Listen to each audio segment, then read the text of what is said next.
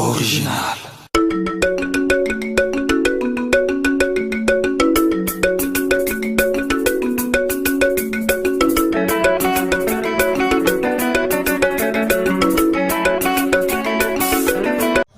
Ouais, na Katia Jardin Botanique quoi. Tout en a Ozil Baritone. Ouais. On est musique à Maison Mère quoi. On est là donc en plein tournage. De notre clip Parking, de notre générique. Oui, donc Parking, ça va bouger très fort. Donc nous allons en famille, en mode boulot. Bidor TV. Bidor TV quoi. Bidor TV ne tombera jamais. Bidor TV. Bidor TV, tout ça là, moi rappelle là. Bidor TV, moi rappelle là. Bidor TV, Tolanda. Bidor TV, Tolanda. Bidor TV, Tolanda. Donc voilà. Bidor TV, Tolanda. Oh, qui chante quoi. Bidor TV, Tolanda. Soutenez chaîne Bidor TV. Singando avec Ozil.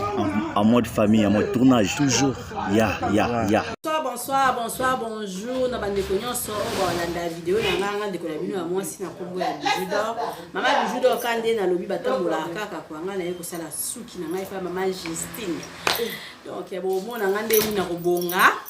alongoli mwa chapeau bota suki na ngane ezali après na lati so chapeau na ngaba osana nga suki kala mingi te donc on l'accepte non ndeli na kobonga lelo na beta na beta ka masolo ya ba comportement ya ba mama ya salon de coiffure ndenge bazalaka ya on to bandine bandele puis na kobetela bino li solo ya mutu ndenge ni akoyi ko se comporter so na salon de coiffure. Merci.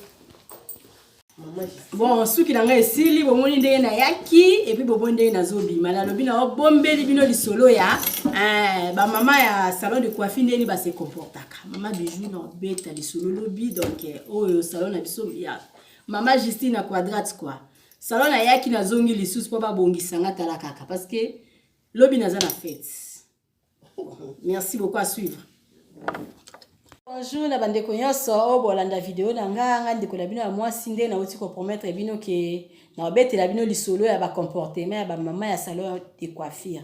Vraiment la coquille lisusu ko lala te parce que pona lobaki na obeta ngo lobi na lalité lisolo o esalinga pasi mingi il faut na beta yango na mukolo ya lelo pona ko pesa bandeko na biso o bazana ba salon de coiffure conseil et puis ezo concerné pe bato bazana ba afro shop na bato bazana banganda pona biso toyebi ke bato bazana na banganda ne ba se comporta ka boye mais ko kra moiti na ba salon de coiffure ba comportement ya mabe kota tina ba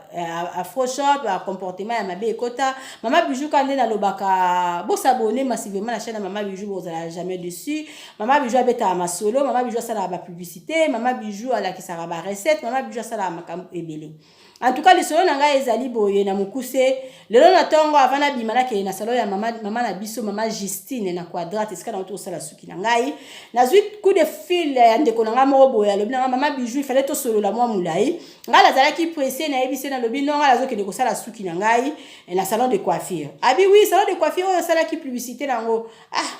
Vraiment ngala comment na kobanga ba salon de coiffure ngala lobi pourquoi comment obanga ba salon de coiffure habité ngala comment osala ngai suki na ngala ndaku na zana fi boko boya togolaise awa sala ngai suki na ndaku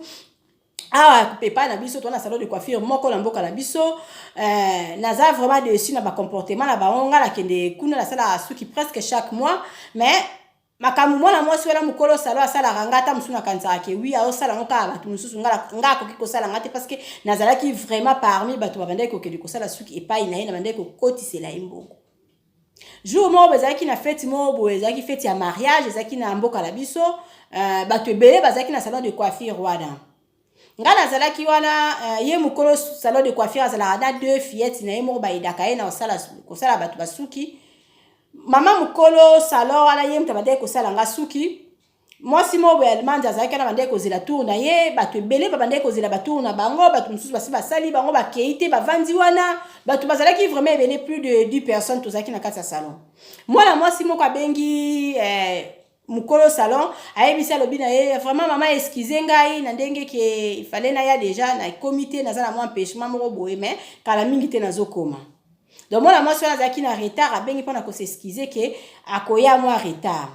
ntango kaka basilisi kosolola na mama mokolo salo wana bamoko babengi baeleve na ye abengi eleve ni mongo na nkombo intel azoya boyebi place nini tobombelaka bato bombaka batonga na ye boyebi place nini tobombaka batonga na ye awa toza na batonga ya bato na biso ya bamaladi boyebi donc mama bijou esika nazalaki dessus na vandi nalobi wow do salo mwana mwasi akochange te donc ebela bato bazali awa mwana mwasi ope azoya wana bato nyonso tu bazali awa bayebi ye tala ndenge azobebisa réputation ya moninga donc nanga kutu mutu avandaki na yebaki te ke mwana mwasi wana balobakaki aza na maladi donc nazalaki dessus esalaki nga bien te tellement suki nange etikalaki moke esila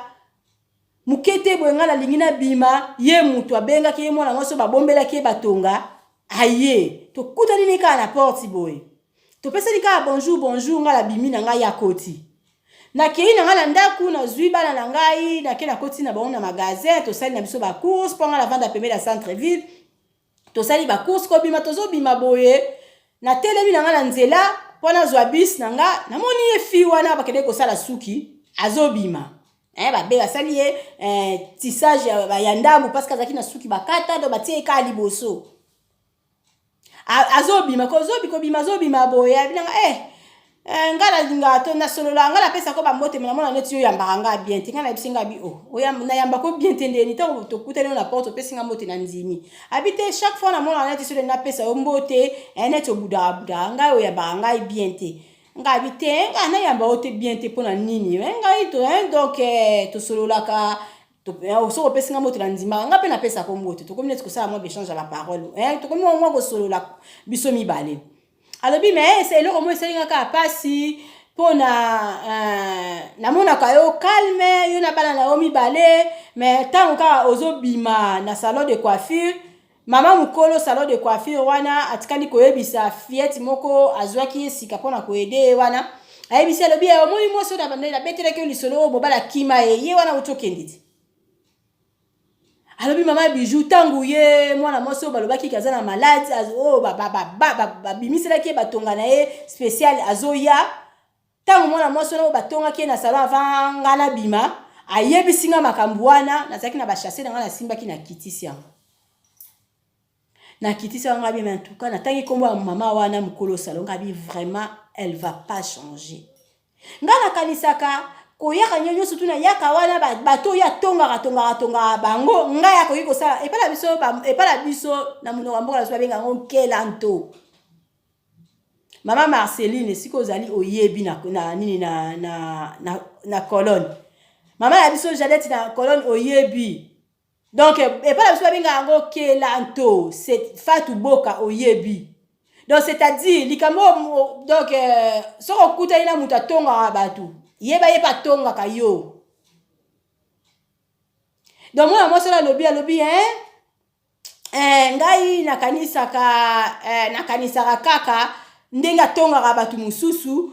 ngai akoki kotonga nga te parce nga nayaka na salon na ye trop nakotelaka ye mbongo boye mama na biso lisusu mama Thérèse mwasi ya papa Richman oyebi kelanto soki elakisi nini donc inde boye donc nga peta on apesi mukongo na kei atikali kotonga nga mais c'est grave parce que yo pe avant tangu yo bengaki pona koyebisa bango ke otike na ba 2 minutes okoma balimbisa on a retard osali oyebelo basalaki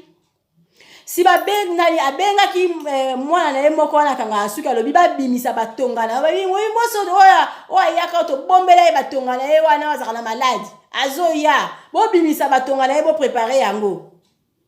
yo pe si batonga kyo ozaka na maladi c'est que bango balobi ke babombela o batonga na yo donc mwana mwasi ako changer te donc batonga surtout atonga bango finalement biso tozokende kokotisela ye mbongo yo avant oya basi balobi ke mutu ya maladi azoya awa batonga babongisa nga pe ntango nabimi batikali koloba ke mwasi oyo ya mobali akima ye azalaki awa donc finalement nga kutu nazoloba kaka boye mwana mwasi oyo batongaki eke aza na maladi abandi komikatana alobi trop c'est trop donc nga pe nakanisaka kaka ke soki azotonga na ye bato ke nga pe akoki kotonga nga te parce que nga nakopera bien na ye tokende kuna bangwana inde moso batonga kie wana babi azana maladi ye liboso camarade nanga la sima ba beti porte bakoti ba bandi ko soni sa mama mukolo salon de coiffure bango mibale yo tonga kie kazana maladi yo ngata na bimi otonga mais camarade nanga yebisi mama mukolo salon de coiffure na lobi vraiment ngana ko kamwa yo to mobali nanga zo kende akima kinga ke i Londres. Oyebi pourquoi akima kinga iti tana utaki Afrique na ngene seko kunda soki papa nanga akufa ki na zonga ki santé bien te mobali nanga lobi ngala ye na maladi mobali nanga kende ika nega kende musala mobali bini mobali kei libela si mobali nanga lobi ngala ye na maladi ya mabe nzoka zaki nango lokuto zaki noka ba grippe na zuku na Congo na ba malaria na utaki dango na ye na kondi mobali nanga bande ko lukaka moyeni dusuli nanga ko dusola pona akima pa ba koma ko kende Londres mingi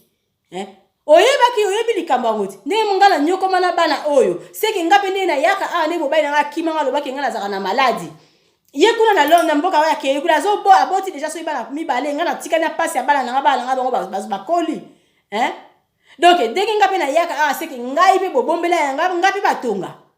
siko yo zo tonga ngaki nga mobali nanga akima ye petanga va ya wana pa bandi ko swani sa mama ya mukolo salon donc salon de coiffure baby.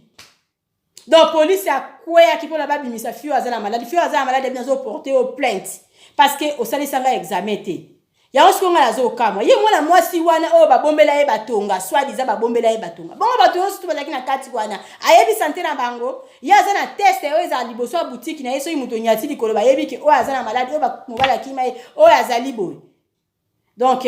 mama bijunga alina pesa na ka conseil lisolo esalinga epasi bandeko na biso bozana ba salon de coiffure bomeka ko changer parce que bino bozana besoin na biso bozana besoin na bino sans biso bino bozala eloko te parce que tant on fungoli salon de coiffure salon de coiffure na pour la bandeko na yo ba kota ba ya ko sala suki bozala quand même na manière so kozana molimo na oya songi luka place na oya kotongela parce que wana za place na oya musala tala ba mindele soko ke ina salon de coiffure na ye ako traiter yo lokola donc roi lokola client na ye donc azana zaka ako intéressé kana mutu na yo akoloba na momo côté ako simba ka mutu asali musala na ye esili okay mususu aye yazaka na mutu asali musala na ye esili okay pona nito kozwa ba comportement ya ba mindele te mundele azwa musala na ye penza tiango na musala azana tina ya kotonga bijute azana tina ya kotonga mejete azana tina ya kotonga Viviane te yazo sala musala na ye mais bino te ba place d'amina ba salon de coiffure comme nango ba musique ba place d'amina ba salon de coiffure za ba tumusu ayene ko sala suki te ayena yene ka pona ko vanda pona azela neni bokotonga mama ya mukolo soki salon de coiffure soki ozana na comportement ya kotonga te bato ba ya na salon de coiffure no ba batonga rabado bengala bango wana sko plus grave ye moko mukolo eloko aza kotonga na ba élève na ye na bato bazana kati ya salon donc azana posa ko bomba musala na ye azana posa ba bia za lisusu na ba client te bato surtout ba ye kotonga eleki. En tout cas, vraiment, bon, mais kako changer ba comportement na bino, bon, mais kako changer ba et si quand surtout zali ya kotonga te. Donc ata kutu malade ngo ya kotonga place ba twaza 2 3 pourquoi? Na yebi ke mutu yo surtout atonga kana ye. Mutu yo surtout atonga na mais la ata muso na mutu moko o kotonga mutu. Yo zo tonga déjà vous avez 4 personnes zo tonga zo banga te ko zo banga réputation esika na yo te. Bon mais kako changer nga na yebi ke ba maman na biso akoto bazala ba salon de coiffure ba se comportera bien bazala ba makambu wana te mais ezala batu mususu nde ba yara wana pona ba salir bino ya sala kana ye wana te ezala ngo salon de coiffure na yete ya ye ko nganzama wana pa banda akotonga so bo remarquer ke mutu moko yaka wana ayaka pona tonga batu bo benga na bango parce que ezala malamu te soki réputation salon na bimika ki place wana batonga batu ba okima ndenge bo peka na ba faux shop ezala ba faux shop ezala batu mususu ayena ko somba jamais litungulu aye jamais ko somba pilipili aye jamais ko somba kwanga ayena ko vanda wana alamuki na ndaku na ya tiki bana na classe ale pum ye bana ke ko vanda na faux shop oye kiko na ko sala nini oke ko tonga batu mi bakoma okima avana ke somba mafuta donc na kotala na bina so na ke ko somba mafuta bana sina mitiki nzoto na ngakuna ti batu bakoma okima na bino bakoma okima ba faux shop na bino likola ko tonga batu bakoma okima ba salon de coiffure likola ko tonga batu ba café kutu n'en parlons pas ka mundele soki pa na ye ko mela ou bien coca ou bien ko mela café aya servi au tasse na yo ya café o meli café na aussi si okay Mususu pa ye même chose mais biso za na batu mususu banda ya kasombi bière na ye moko okende te azo kotonga batu koleka kutu bana basi na mibali na basi ndenge moko na Photoshop bokene bo vandela batu moye mutu aleka ezate moye mwana mo sexe likolo kuna ezate mais bino pe ba kolo ba Photoshop la bozo sala nini po ata olobi okenga na loba te lokuta otaka maloba oko remarquer te que moi moi so akota sous na salon na Photoshop na ote moi so akota sous na Photoshop na salon de coiffure na ote tam sous ayoka parce que makambo boloba na kati wala suka na kati te ebimaka pe comme la bateau botonga kabango. Donc bon mais quand on changer ba comportement na bino parce que musala il faut que pesa ngo valeur musala eza place ya musala eza te place moko ya pour la bokuta la pour ba osala ko ya kotonga ka batu donc lié moko ya raconte pour la kotonga batu non muto ye ko sombelo ko pa na yo pesi abimi akei. Ndeke to mona to kene pas que to kene pas ba macha to vendre na colonne que o vendre me obeta masolo non to kene to sombi biloko to bimi to kena biso ma macha kanga te akanga te ba place na bino koma ko bangi sa maye muto ya osomba ta liboki ya pondu ezate parce que biso na ki ko somba liboki ya pondu ta una ko bima kombo na ngeko tika ta musu siko kutu ba bosa ina bangonga mais so na kei kuna ki ko tika kombo na bo changer ba comportement bo changer. Mutu moko taza parfait na mokili batu nyonso tu batonga na bango mais il faut oyeba place ni ozo tongela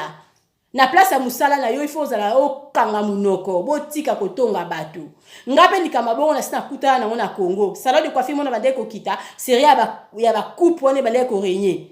place oyo so na keina mona ka bana basi ba osala wana na mama na moso patron na bango ndenge mo so bandi ko simba ko finga batu ba osili sa fio avenue ba silisio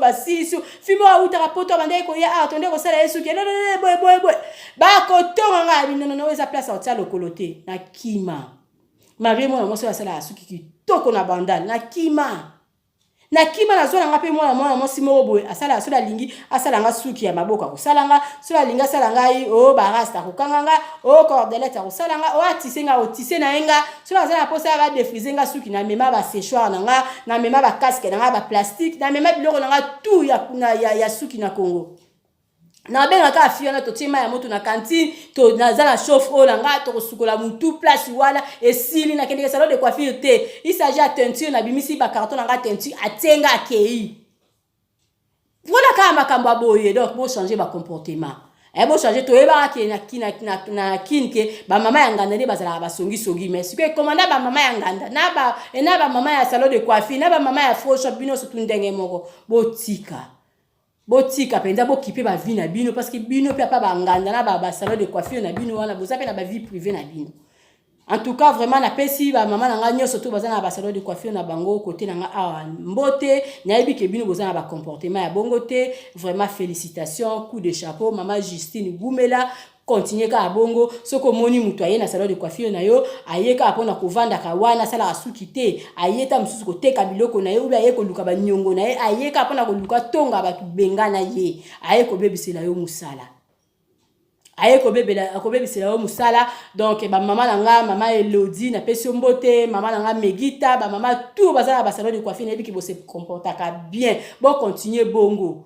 Boza ba réputation malamu bo continuer bongo donc maman Justine aye na sepelo salinga suki kitoko suki ya cadeau à Noël.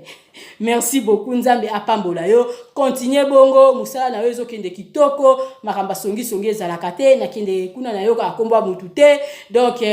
tobeta masolo na bisa ba commerce to obeta masolo na oya basuki obeta basolo ba periki na o salaka otikala kotonga mutu te ngape na zana habitude otonga batu te na donc mutu azala na mutu ne o koki kotongela il faut pe koyeba nani na kotonga mutu ezate ke o nazala na bijou atonga ka non il faut ngala tonga batu na n'importe qui te parce que na kipa d'abord via mutu te pourquoi la rotonga parce que ce ko zo tonga batu ce ko zo banga batu mutu so za na belikambu na luka ye tukutana na ebo solo la ngala kipa via mutu te na tonga mutu te donc na sala makamu na nganga moko na koki ko vanda jamais na loba na mutu ke oui na vandi boye koli moko euti na Afrique kende ko zula ngala sala ngote na zala na makolo nanga na zala na permis nanga ça fait au moins 10 ans na zala permis nanga na zala makolo nanga na zala identité nanga kitoko na zala na nyoso tu ya malamu na sala makamu na nganga moko donc na tonga mutu te naza rappelle à mutute qu'on a koko tinda que ko récupérer ce qui colis nanga ce qui place nini dans la salle à makamulanga nga moko donc totika kotonga batu kotonga eza malamu te kota la réputation à moi ya salon de coiffure ya mama oyo et baby likolo ya kotonga batu totika kotonga batu soko za na salon de coiffure na yo c'est respecté. Ce qu'on a la afro shop c'est respecté. Ce qui osa la nganda na yo c'est respecté. Na ba Congo wana to mona ba nganda, ba mama nganda pe donc bazana ba tumususu o ba donc bazana ba mama nganda pe bazana ta ko tonga ba tuté parce que azana ba bilonge belé ezo yela elongo yeke donc moya tonga mutu ezate ce que pas na biso ezali kake to zana ba momo bilongi moko wana to kota nganda. Oh bakota nganda na ba bakota nganda te ba bakota nganda ba tonga mingi surtout ba yakate eza mutu yo surtout ya vina eza via nganda mama bijou apesa ka conseil bo batila misala na bino musala eza mama musala eza papa soko za na afro shop oza na besoin batu soko za na nganda na oza na besoin batu soko za na salon de coiffure oza na besoin batu soko zo mona batu bazoya pona kotonga batu wana pekisa bango et puis lisusu yo moko mama nganda il faut zala munoko be il faut kanga munoko na yo parce que balobi fi wana afunda kaye bakoma musika ceux qui basala ni so bani place wana yebete me fi wana afunda kaye pour la police akweyaka donc conseil mama bijou na lina pesa bino ko yangwana donc tokomi ko banga ba salon de coiffure parce que kotonga eleki tokomi ko banga ba afro shop parce que kotonga eleki tokomi ko banga ba nganda parce que kotonga eleki donc to vandi na banda ku finalement to suka wapi mama bijou na pesika conseil na tangi komba mutute na lobili kamba mutute mama bijou abetara na yema solo oya koloba aiseke ezuiye. Na pesi mbote la famille na mobimba famille mosi bijou mosi alinga bino mingi na pesi yana nga Derrick mosi na Suisse mbote na pesi ba camarade na bisika surtout bozali mbote mama Meje mama Jolie mama Maggie mama Bijou la Blanche na Congo na pesi lisusu mama Justine mbote na pesi papa na biso Mavinga na Francfort mbote 007 donc mama Bijou alingi bino mingi. Bo s'abonner na chaîne Mama Bijou, bo ça jamais déçu parce que Mama Bijou a bêta masolo puis masolo fondé te masolo ya solo. Ayo.